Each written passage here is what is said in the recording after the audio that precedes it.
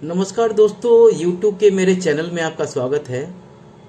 और आज मैं आपसे डिस्कस करने जा रहा हूँ एक दुश्मन की।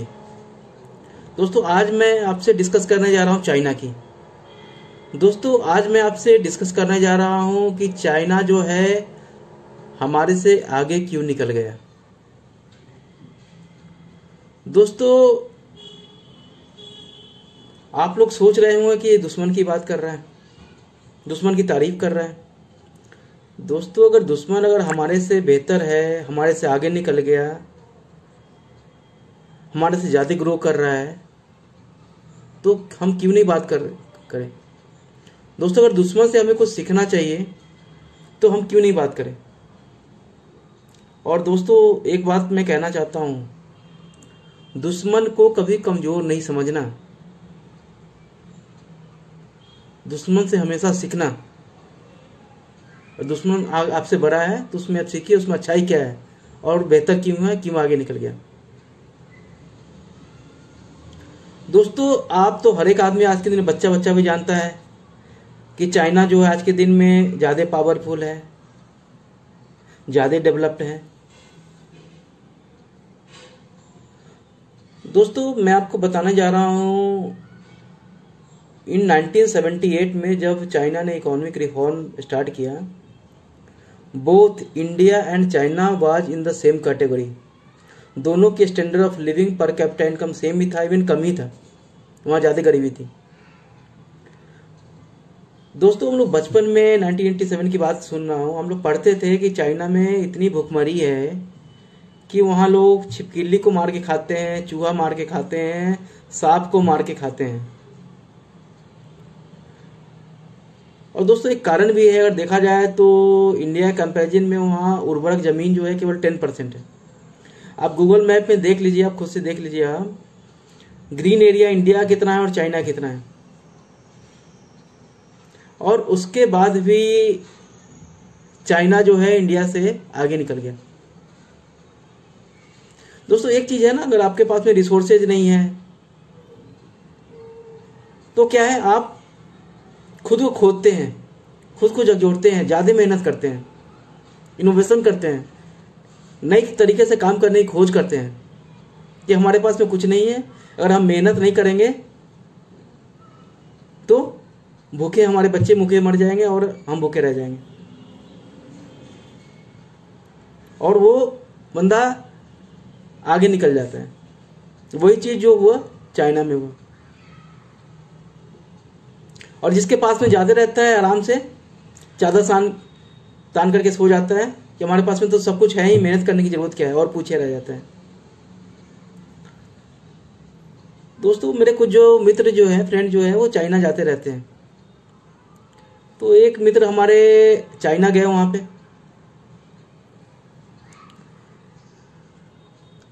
तब मैंने उनसे पूछा कि वह चाइना में थे, 4-5 साल उन्होंने काम किया, कि चाइना जो है इंडिया से कितना आगे है। तो उनका स्टेटमेंट था 20 टाइम्स आगे। हम लोग तो अभी तक जानते थे कि चलो भाई 3-4-4 टाइम्स ज़्यादा होगा। हाल में कोविड के पहले एक और मित्र हमारे चाइना गए, मैंने उनसे पूछा कि चाइना जो है हमारे से कितना आगे है। वो बंदा बोल रहा है कि 100 टाइम्स आगे। दोस्तों सोच सकते हैं जो स्टेटमेंट है किसी पाकिस्तानी का नहीं है, किसी चाइनीज का नहीं है, इंडियन का है। और दोस्तों आज के दिन में चाइना जो है second largest economy of the world हो गया है, जापान को पीछे छोड़ करके। और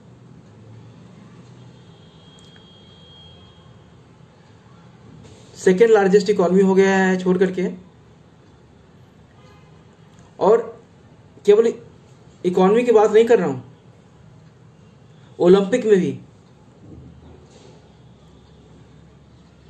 ओलंपिक में भी नंबर 1 हो गया है आज से 15-16 साल पहले, अमेरिका को छोड़ करके।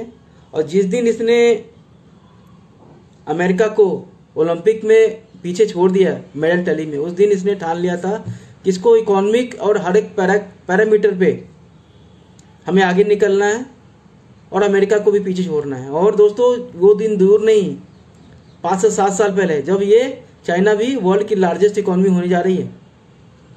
अभी तो $13 ट्रिलियन की उनकी इकॉनमी है, और 4-5 साल में अमेरिका से भी आगे वो निकल जाने वाले हैं।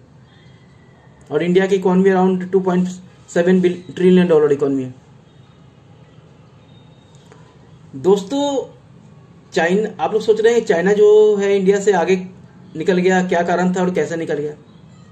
दोस्तों ये जो है उनकी बेटर इकोनॉमिक मैनेजमेंट में, बेटर इकोनॉमिक पॉलिसी से 1978 में जब उन्होंने इकोनॉमिक लिबरलाइजेशन स्टार्ट किया, बेटर इकोनॉमिक पॉलिसी को जब स्टार्ट किया, तो उनके जो नेता है डेंग जियोपिंग, वो सारे जो ताइवान गए, सिंगापुर गए, साउथ कोरिया गए, उन्होंने वहाँ स्टडी किया कि ये सब छोटी छोटी कंट्री कैसे ग्रो कर रही है और कैसे अमीरी की ओर बढ़ रही है, कैसे उनका पर कैपिटा बढ़ रहा है, और उस चीज़ को उन्होंने स्टार्ट किया। और यहाँ क्या, इंदिरा गांधी ने सीधे उसका उल्टा किया। जो वो इकोनॉमी को ओपन कर रहे थे, हम इकोनॉमी को क्लोज कर रहे थे। वो फॉरेन कंपनीज को न्योता दे रहे हैं कि आइए यहाँ प्लांट मशीनरी सेटअप करिए और एम्प्लॉयमेंट का अपॉर्चुनिटी क्रिएट करिए, और हम यहाँ से एमएनसी कंपनीज को, मल्टीनेशनल कंपनीज को हम लोग लात मार के भगा रहे हैं। और दोस्तों उन्होंने क्या क्या इकोनॉमिक पॉलिसी उन्होंने बेटर किया, वो मैं बताने जा रहा हूँ। उन्होंने लार्ज स्केल प्रोडक्शन स्टार्ट किया, कारण कि अगर लार्ज स्केल में किसी चीज़ का प्रोडक्शन करते हैं तो आपका कॉस्ट ऑफ प्रोडक्शन जो है ऑटोमेटिकली कम हो जाता है। अगर हजारों लाखों में अगर प्रोडक्शन करते हैं तो कॉस्ट ऑफ प्रोडक्शन कम हो जाता है। और दोस्तों लार्ज स्केल प्रोडक्शन, वहाँ जो उन्होंने जो भी आज के दिन में वर्ल्ड की जो भी लार्जेस्ट कंपनी है, सबका वहाँ पे मैन्युफैक्चरिंग कंसर्न है, वो लार्ज स्केल में प्रोडक्शन कर रही है। अगर मेरे पास जो Xiaomi का मोबाइल है जिसे मैं वीडियो बना रहा हूँ, और इस मोबाइल को अगर दूसरे कंट्री में बनाया जाए तो कम से कम तो कॉस्ट काफ़ी ज़्यादा होगा, लेकिन वहाँ लार्ज स्केल पे बनाया जा रहा है, इसीलिए कॉस्ट जो है कम है। उनका काम करने का तरीका क्या है, वो एमएनसी कंपनी, बड़ी जो कंपनीज है, उनको वो फ्री में इलेक्ट्रिसिटी देते हैं, फ्री में लैंड देते हैं, टैक्स रिबेट देते हैं कि आप आइए यहाँ पे प्रोडक्शन करिए। और उसके कारण आज के दिन में चाइना जो है एक मैन्युफैक्चरिंग मशीन बन गया है वर्ल्ड का, और कॉस्ट ऑफ प्रोडक्शन बढ़ा है। और उनके बेटर इकोनॉमिक पॉलिसी के कारण 30 करोड़ से 50 करोड़ तक जनता जो है भूखमरी, गरीबी से ऊपर उठ गई है। This is the case of most successful economic development in the history of Mankind. जो कोई भी कंट्री जो है इतने लोगों को गरीबी से ऊपर उठाया है। दोस्तों मैंने उनमें सीखने का जज्बा है, ग्रो करने का जज्बा है, नए टेक्नोलॉजी को यूज करने का जज्बा है। दोस्तों आप देख सकते हैं कि इंडिया में कितनी गंदगी है। एक छोटे से छोटे कंट्री में नेपाल भी जाए तो वहां पे अगर कूड़ा और कचरा फेंके तो आप लोग कुत्ते की तरह आपके पीछे दौड़ जाते हैं। तुमने पुलिस आकर के फाइन कर देता है। अरे कूड़ा पर रोड पे फेंक देते हैं तो डर से लोग इतनी लोगों में डर है, खौफ है कि लोग कूड़े को रोड पे नहीं फेंकते और रैपर को चॉकलेट खा करके रोड पे नहीं फेंकते हैं, पॉकेट में जाकर के डस्टबिन में डालते हैं। और इंडिया आज तक ये भी ठीक नहीं कर पाया है। दोस्तों हर एक चीज में जो है चाइना आगे जा रहा है। जो दोस्तों उनका जो ट्रैफिक सिस्टम है काफी इफिशिएंट है। वहाँ जो ट्रेन जो चलती है 300 से लेकर के 500 किलोमीटर पर घंटे से ही चलती है। और इंडिया में क्या, अभी मोदी जी के कारण तो 120 पे भी आया है, 50 पे भी आया है, नहीं तो वह 50-60 के हिसाब से चलती थी। वहाँ से अगर लॉजिस्टिक कॉस्ट ये इतना कम है कि अगर वहाँ जो प्रोडक्शन होता है, प्रोडक्शन करके एक हफ्ते में शंघाई से अमेरिका पहुँच जाता है सामान। लेकिन इंडिया में अगर प्रोडक्शन होता है तो 20 दिन लग जाता है, महीना लग जाता है। तो only due to the efficiency, better economic policy वो आगे निकल गए। दोस्तों वो बैटरी को यूज कर रहे हैं, सोलर को यूज कर रहे हैं बेटर तरीके से। उन्होंने बैटरी और कार को इंसेंटिव दे रहे हैं और बढ़ावा दे रहे हैं व्हीकल को। कई स्टेट में तो उन्होंने जो पेट्रोल और डीजल से चलने वाली कार और बाइक को उन्होंने बंद कर दिया, बैन कर दिया।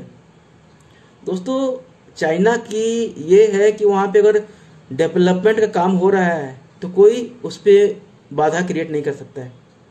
दोस्तों एक यांगजी रिवर है वहाँ पे उन्होंने दुनिया का सबसे बड़ा लार्जेस्ट डैम बनाया जिससे इलेक्ट्रिसिटी का प्रोडक्शन हो और लाखों लोगों को उन्होंने विस्थापित कर दिया। कोई वहाँ विस्थापित कर दिया और उन्होंने बनाया, कोई उंगली भी नहीं उठाया, चू भी नहीं किया कि मुआवजा चाहिए, धरना प्रदर्शन। मतलब कि अगर देश से अगर ग्रो करना है तो उसके सामने कोई नहीं आ सकता है, उसके आगे कोई नहीं आ सकता है। देश को ग्रो करना है तो ग्रो करना है किसी भी कीमत पे। रोड बनना है तो बनना है, पुल बनना है तो बनना है, रेलवे लाइन बिछना है तो बिछना है। किसी का घर जो है उसके सामने नहीं आ सकता है, उसको तोड़ के बनना है। और इंडिया में क्या, केजरीवाल जी आ जाएंगे, टिकैत जी आ जाएंगे, राहुल गांधी जी आ जाएंगे, डेवलपमेंट अगर काम हो जाएगा उसके रोकने के लिए। और इसी मेंटलिटी के लिए वो लेकर के इंडिया पीछे है और बेटर देश को अगर सर्वोपरि है तो उसको लेकर के आज चाइना आगे। दोस्तों फिर हम आप मिलते हैं नए यूट्यूब वीडियो में। तब तक के लिए नमस्कार। हमारा यूट्यूब वीडियो सब्सक्राइब करना और लाइक करना न भूलें।